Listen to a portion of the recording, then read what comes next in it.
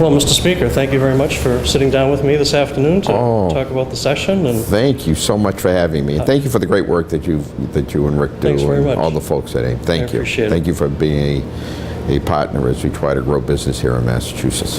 So as you think about the formal sessions that ended at the end of July, or as I like to think of it, early August, Yeah. when you think back on the session, what was your most significant accomplishment? I was very pleased. You know, we tackled anything from addressing major energy legislation to civil rights legislation relative to the transgender bill. So I think that we tackled some very difficult issues that had not been addressed in a while. The pay equity legislation. So I was extremely pleased in terms of the major pieces of legislation. But what I was most pleased about, again, which I try to put an emphasis on, is that relative to fiscal responsibility. John, we were faced with a situation where we had a budget that was in the conference at the time. And when we were told that we were some $200 to $250 million that we had to make cuts or make additional revenue, whatever. We decided, obviously, to further cut the budget. Not a very easy situation, as you're right in the middle of trying to get the whole thing completed. And I'm proud to say that we were able to make those decisions. And again, making sure that the most vulnerable were addressed, making sure that we did not hurt or make further cuts into our local aid or education funding, make sure that they were held harmless. So those are some of the things I think I was most proud of. I was about to ask, what was the biggest challenge? It sounds like that budgetary situation was and maybe remains a challenge into this fiscal year? Yes, still remains a fiscal challenge. And you know what's interesting, John, about this whole process, and maybe you and I and Rick may want to even have a conversation about this at some point also. When you read in terms of where Massachusetts is in comparison to the nation, in comparison to other states individually, and I hear this from, I just got back, I don't know, about 3 weeks ago, we had our speakers conference. People look at Massachusetts and say, wow, you folks are doing right things. We've got to cut another $1 billion from our budget. We have to do this, we have to do that. And they're struggling in terms of how to do it. What I like about Massachusetts is we make the decision and we do it. Right. We don't procrastinate and let matters get any worse. But with all of the criteria out there that's showing that Massachusetts should be doing better, right, we're still, you know, in somewhat of a difficult situation. Our unemployment rates are good, yet that tax revenue does not seem to be coming in at the rate one would expect. But again, having said that, what I'm most proud of the fact that we've been able to tackle those issues. Here in the House, we made a priority not to increase any taxes, not to change any fees, increase any fees. So again, I'm hopeful that we're going to continue on the road to fiscal responsibility. You're right, and I think the House has taken an appropriate measure of pride in making sure that the stuff that you tackle is business friendly and conducive to continued economic growth in the Commonwealth. And hopefully that fiscal catch-up will occur at some point. But a lot of people have remarked that the economy seems to be doing well, but there's something missing in that fiscal picture that nobody can quite figure out. So hopefully if you keep up the good work, it'll all catch up. It's interesting because you know, I'm trying to meet with various people to get the answer. Representative Ferranti attends the Kennedy School. One of her professors You sure you should allow that? Pearlstein. Yeah, I know. One of her professors was a former Secretary of the Treasury, I think, under Regan. He's one of the most respected people there. Then I said to her, I want to talk to that guy. I want to see if he has the answers. You know, at one of our last meetings, you know, he talked to the people, Eric Rosengren and whatnot, and no one seems to have that answer as to you know, why. We're trying to speculate. But let me just say this, and there are those out there I know who have been somewhat not as understanding in terms of my relationship with the business community. I look at my relationship with the business community, hopefully as a good one, a fruitful one, one that you're not always going to agree with me. And you've made that clear at times, and that's okay. But when we're talking about legislation, I think everyone should have a place at the table. And that includes unions, business, the advocates for the poor and the disabled. But for instance, if you take a look, you know, at what we did relative to pay equity, what we did relative to transgender, okay? It's all well and good to say, you know, that headline that, oh, we passed transgender, or we passed pay equity, and that's, you know, that's wonderful. But if you take a look and you read into the legislation itself, I'm not looking for the headline, I'm looking for laws that work. Okay, I think that's the most important thing that we can do. And quite frankly, I don't think either one of those bills would have gotten done without the support and input that AIM had given us. And because of the fact that everyone says, well, pay equity, well, that's pretty easy. You know, everyone thinks everyone, and who can argue against that? Transgender, they shouldn't be discriminated against. But what I found is that business wasn't the enemy in trying to get those passed. They were a partner.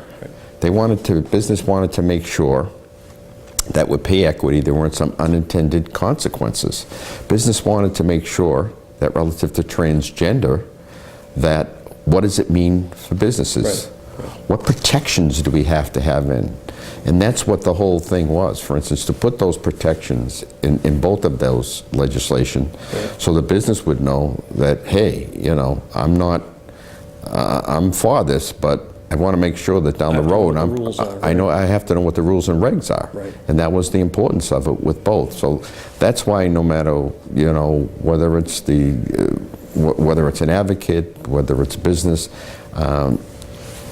my style is to get everyone into the room and say, okay, what can we do? How can we come to a good place that everyone's maybe not totally happy, but a lot happier than they were when the bill started through the process? Well, I can certainly attest to the pay equity effort.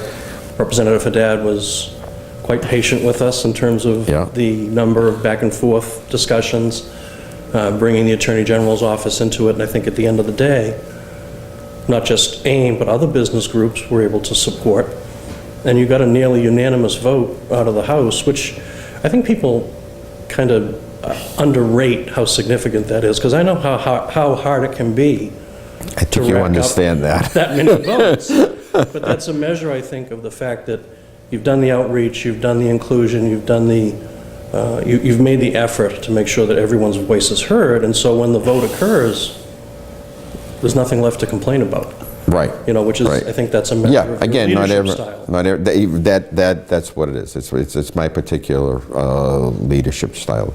If you were to come to me with a piece of legislation and, you know, I thought it may affect, you know, a particular group, I would call that group and say, well, this is what AIM is proposing. What do you think about it? And, you know, you mentioned Pat, and I also have to give a lot of credit also to Chairman Dempsey. I think he does a superb job. I happen to know, because he always tells me whenever we're going through legislation, this is the opinion of this group, this group, this group, and he's always mentioning you. So again, just another example of the relationship that I think we've been able to build here. Absolutely. So let's talk for a second about the energy bill. Clearly, that's an area of policy where there are a lot of different competing interests, and I think for us, it's always kind of first an issue of cost, and the impact of those costs on some of our members, and trying to balance that against the legitimate interests of folks in the environmental community. Talk a little bit about what a challenge that is. That was one of for the the biggest. institution. That was one of the biggest challenges. We knew we had to do something.